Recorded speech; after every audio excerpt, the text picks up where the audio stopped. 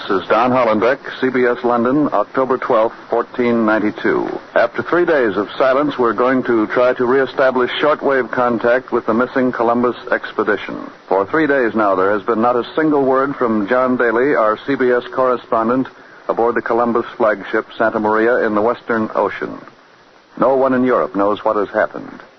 By now, the Santa Maria and her two sister ships, the Nina and the Pinta, have either sighted land, turned back to Spain, or met an unknown fate in uncharted seas.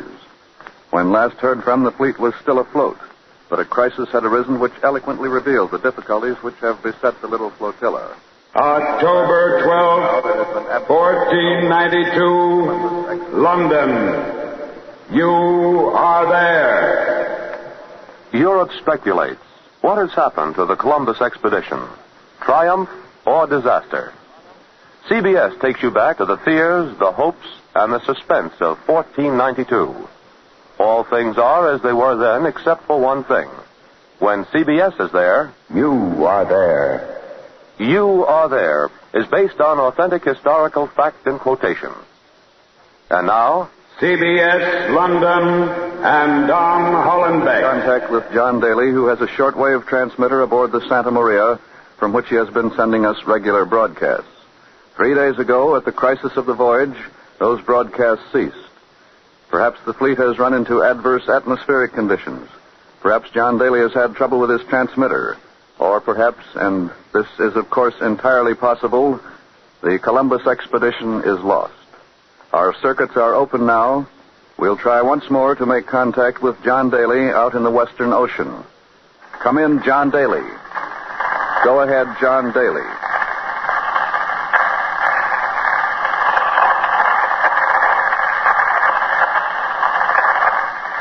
This is CBS London calling the Columbus expedition. CBS London calling the Columbus expedition. Come in, John Daly. Come in, John Daly.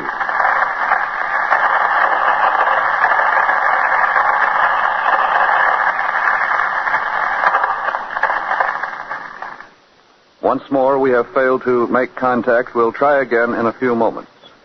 From the character of the men on the expedition, there is good reason to believe that the three ships and the men aboard them will carry this voyage through successfully. To show you the type of men and the strength of the ships they sail, we take you now to Palos, Spain, for the personal testimony of people directly connected with the expedition. Go ahead, Ken Roberts, in Palos, Spain. Here in this little seaport town north of the city of Cadiz on the west coast of Spain, the Columbus expedition departed 70 days ago. Here the ships were outfitted. Here the 90 men aboard were recruited. Here, in a very real sense, is the heart and soul of the Columbus expedition. And here beside me now is the brother of the Admiral, Bartolomeo Columbus. Senor Columbus, what do you think has happened in the 3 days of silence since we last heard from your brother's flagship? With my head, senor, I do not know more than you, but with my heart, I know my brother is safe and will accomplish his great mission. What makes you so sure, senor? Well, my brother has the best ships afloat. He has strong-hearted and tested mariners. And he is a skillful and experienced navigator. But above all, senor, my brother has a plan, a dream to reach the Indies by sailing west. Senor Bartolomeo, how long have you been associated with your brother in his great project? For 15 years, my brother tried to interest the kings of England, France, Portugal, and the Republic of Genoa. But they called him an impractical dreamer.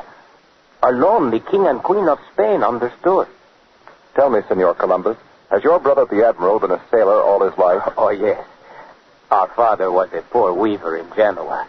The sea first called my brother when he was a little boy. He sailed in the service of Genoese merchants until his ship was sunk by pirates. Pirates? Where? It was off the southern coast of Portugal in 1476. And what happened to the Admiral? My brother was wounded in the battle. In the water, he hung on to a piece of wood, and though he was bleeding and his strength was flowing from him, he swam to the shore. My brother has the great courage. He is not easily conquered. He has fought the sea before and beaten it. He is fighting it now, and he will win. Thank you, Senor Bartolomeo Columbus. The Admiral's brother has shown you the quality of the leader of the missing Columbus expedition.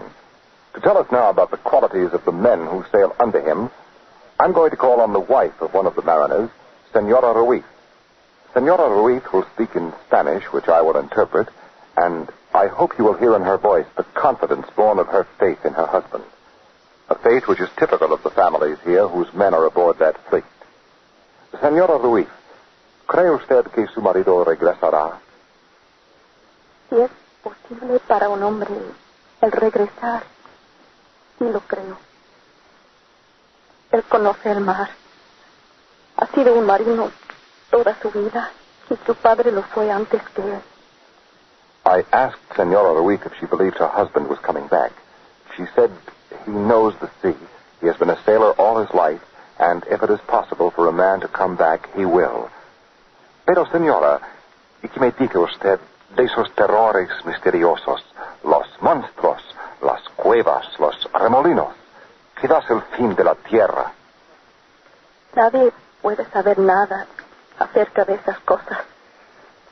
Si tales contrariedades se sucedieran, estoy segura de que estará en las manos de Dios.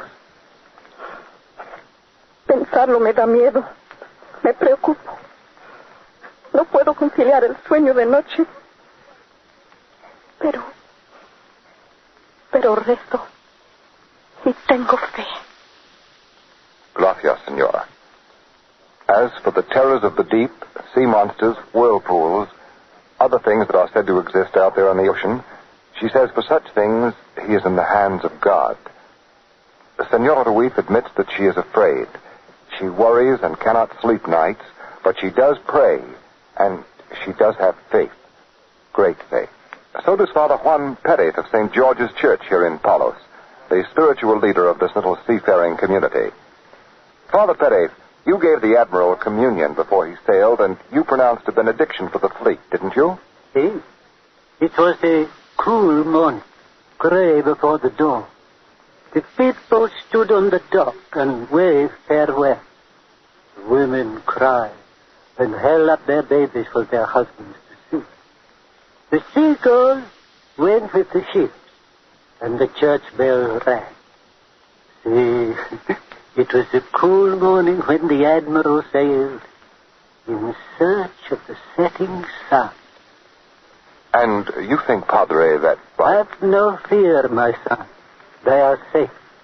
The Admiral sails for God on a new crusade. God will protect him. Do you speak, Padre, of the Admiral's desire for a crusade to rescue the Holy Sepulchre in Jerusalem from the Moslem Turks? See, my son, that is why the Admiral has sailed to the Indies, to find the treasures there and use them in the holy war against the infidel. So, as I told your colleague, Juan Daly, just before he sailed with the expedition, they cannot fail. But, Padre, they have been out of touch for 3 days. Out of touch with men, perhaps. Not out of touch with God. Gracias, Padre. And now this is Ken Roberts returning you to CBS, London. This is Don Hollenbeck in London. Once more, we will try to make contact with our correspondent, John Daly, aboard the Columbus flagship Santa Maria. This is CBS London calling John Daly and the Columbus expedition. Come in, John Daly. Come in, Santa Maria.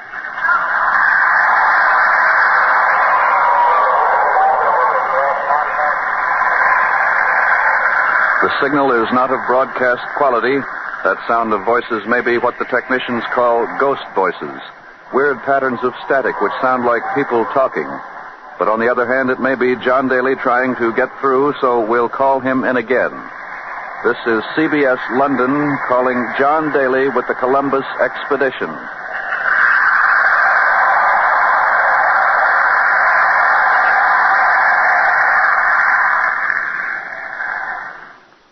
And once again, nothing.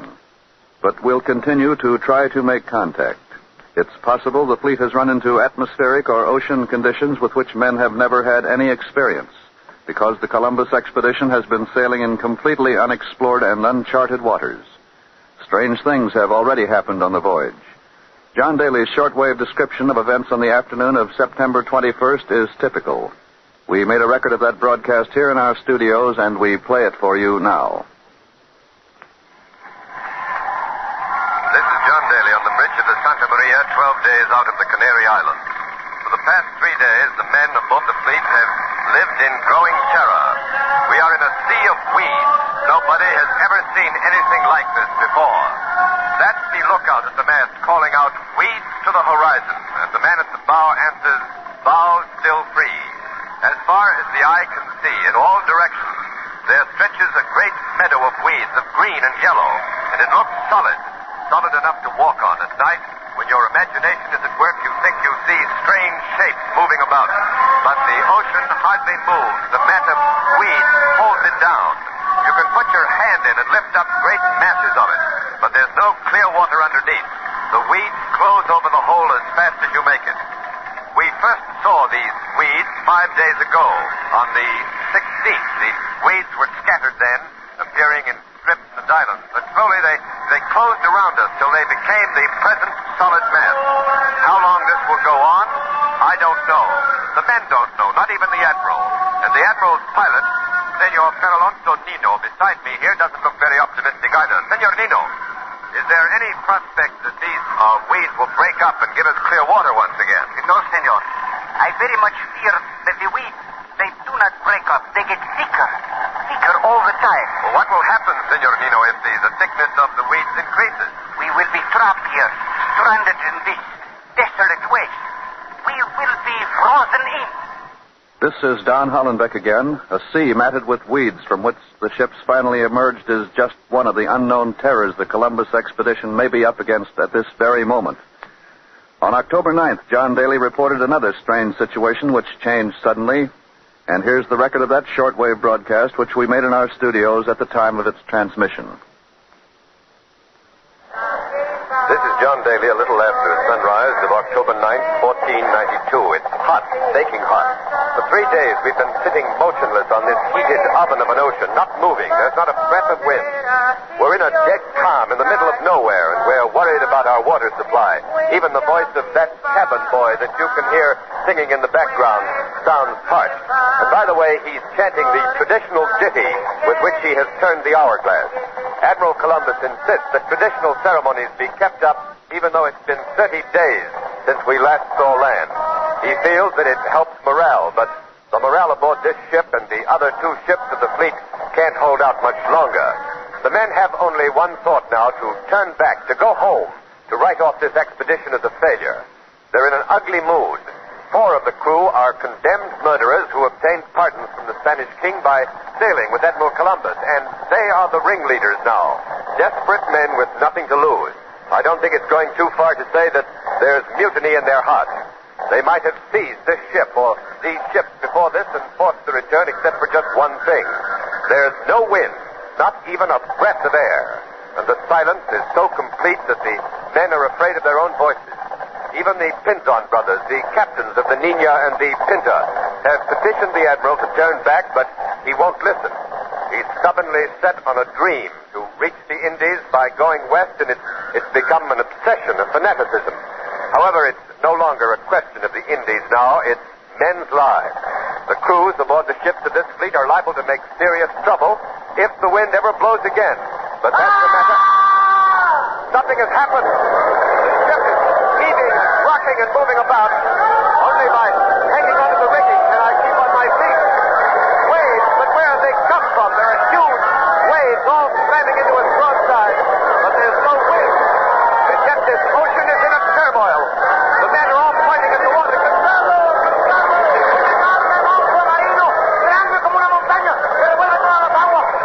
A huge monster, he says, big as a mountain, crashing the water.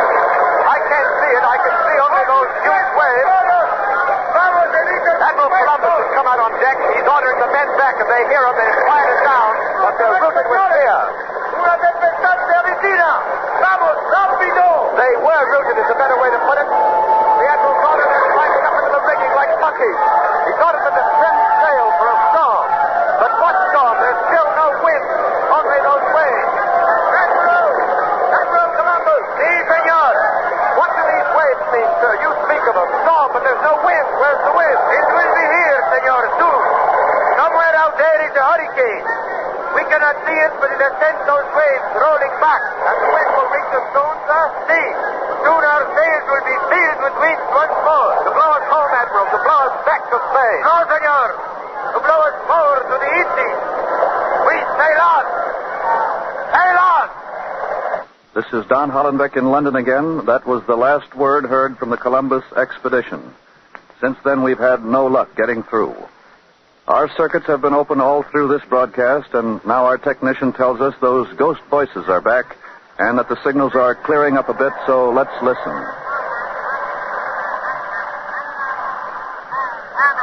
We're not sure yet. It may be nothing but those strange patterns of static coming in from the Western Ocean.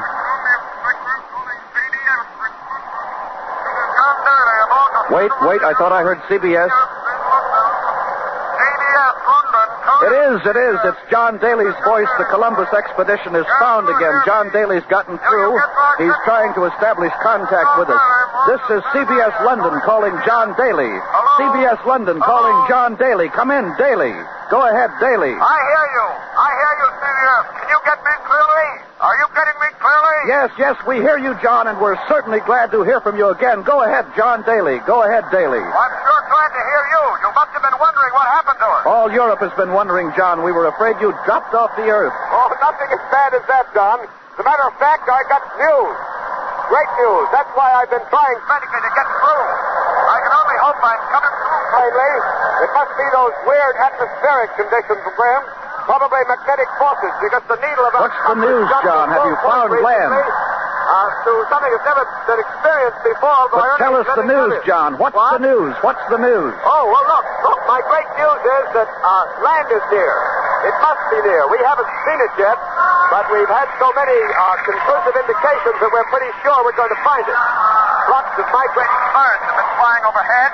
There have been floating boards, pieces of carved wood, and finally, just about an hour ago, a branch was fished out of the water with the leaves still fresh and a little flower clinging to it that resembles those dog roses on the hedges in Castile. Any moment now, while I'm speaking, you may hear the cannon from any one of our three ships. That's the prearranged signal that the one of them has sighted land. It's a beautiful night out here, or morning, I should say. You know, it's 2 o'clock now, October 12th. The moon is past full, riding high up on our port quarter. Jupiter is rising. Saturn has just set. The stars, however, are dim in the reflection of the moon. It's very bright, but I can still make out the square of Pegasus and Cassiopeia's chair. I can also see our other ship. The Cinta is out there in the lead, plunging and rolling and throwing spray. Her sails, with that great green cross of the Christian sovereigns of Spain on them, are bellying out into the wind. All of us, by the way, are carrying full sail, and that's probably kind of dangerous at night, where there's a chance that there may be hidden shoals, but nobody seems to care. The excitement is so intense. We just don't care about shoals. Our drive is on to the promised land, which lies somewhere out there ahead of us. Perhaps it will be some time yet before... The guns! That's it! The signal has come from the Cinta. Land! That was the signal from land. Land is out there ahead of us somewhere. I'm standing down on the deck. I can't see it. But the lookout up in the mast sees it. He's pointing forward. The men are crowding the rails, straining to see. Oh, it's land all right. Land, even though I still can't make it out. Somebody else has just seen it. And there's some more of them. They're crowding out of the rail, pointing forward. And I can see it now, too. A white sand cliff gleaming on the horizon. And another one of those sand cliffs, and there's a dark line of land connecting them. Land! We found what we came after. Pandemonium has broken loose here on the decks of the Santa Maria. The strain the men have been under is snapped. They're shouting and laughing and crying, slapping each other on the back. There's no limit to their joy. And I'm finding it kind of hard to talk myself. I'm all choked up. The only thing I can say is we've made it. We've made it. We've arrived at the Indies. I'll be back with you soon to describe the actual landing, and until then, I return you now to CBS in London. This is Don Hollenbeck in London, and this is the moment all Europe has been waiting for. And now to explain the meaning of this momentous news we've just heard from John Daly, we have at a CBS microphone one of Europe's most famous geographers, the Florentine Amerigo Vespucci. We take you now to Barcelona and Amerigo Vespucci. I am Amerigo Vespucci. It is impossible to conceive the full significance of the news which we have just heard from the Santa Maria. The land which Admiral Cristoforo Colombo has reached is Cipango, or the legendary island of Japan. Behind it lies the kingdom of India and the territory of the Grand Khan of Cathay, or China. Of these lands, the famous Venetian explorer Marco Polo has told us that they are rich beyond imagination. The people eat off golden plates. They walk on floors of gold. The children wear pearls, and the women dress in satins and pearls. Admiral Colombo has shown the way. Shortly, many will follow. Many. I will be among them. Thank you, Amerigo Vespucci. And now to the Royal Palace here, and Ned Calmer. This is Ned Calmer reporting to you from the throne room of King Ferdinand and Queen Isabella in Barcelona. The king is speaking to his subjects, celebrating Columbus's sighting of the Indies. Ferdinand is a man of about 40. I've never seen him so excited before. He's permitted himself to loosen his regal calm. He's smiling, and he shakes a bit as he fumbles with the paper from which he's reading. Le concedo la gracia de llamarse el mismo Don Cristóbal Colón. The king has been announcing the honors and rewards which he will bestow on the admiral. Columbus will be governor and viceroy of the lands he has found, with a 10th part of the riches therein, free of all taxes. And furthermore, he will be entitled to call himself Don Christopher Columbus, Grandee of Spain and Admiral of the Ocean Seas. Now, Queen Isabella is speaking, or as she's called here in Spain, Isabel. The queen is a charming, sympathetic woman, also about 40. Ha justificado mi fe en él. Si necesario, las joyas mismas de la corona hubiera empeñado para ayudarlo en su empresa. The Queen has said that she thanks the Lord that in his mercy he sent Don Christopher Columbus to the Spanish court. She has 1,000-fold justified her faith in him, for she would have pledged her royal jewels, if need be, she said, to send him on his voyage. The ceremonies here in the court continue, but CBS cuts away now to La Rábida and Arthur Hannes. This is Arthur Hannes in the monastery of La Rábida, a mile and a half from the little seaport town of Palos, where Admiral Columbus began his great voyage. With me at our CBS microphone is the Admiral's 12-year-old son, Diego. Young Diego has a prepared statement in Spanish, which he will read, and I will translate. Anda, Diego, anda. Dice este mi libro que el sabio Séneca dijo un día. In my school book, there is a speech of Seneca's that reads, Tiempo vendrá en que el mar océano descorrerá el velo de su misterio y hará ver en lontananza luengas y grandes tierras. An age will come after many years when the ocean will loose the chain of things and a huge land lie revealed. En que Tifos revelará nuevos mundos, y en que Thule no será ya la última. When Typhus will disclose new worlds, and Thule no more will be the ultimate. Y ahora, escrito y al margen, tal profecía, cumplídola a mi padre el almirante, en el año de 1492. Today I wrote beside it in the margin, this prophecy was fulfilled by my father, the Admiral, in the year 1492. Gracias, Diego Columbus. This is Arthur Hannes at La Rábida. I return you to CBS in London. This is Don Hollenbeck in London. We've made contact again with the Columbus expedition. And now for the story of the landing on the Indies shore this 12th day of October, 1492, we switch you to John Daly. This is John Daly with a shortwave portable transmitter in a ship's boat rowing towards land. We're headed for a fine coral reef. Behind it are trees. Perhaps it's the park of some nobleman's estate.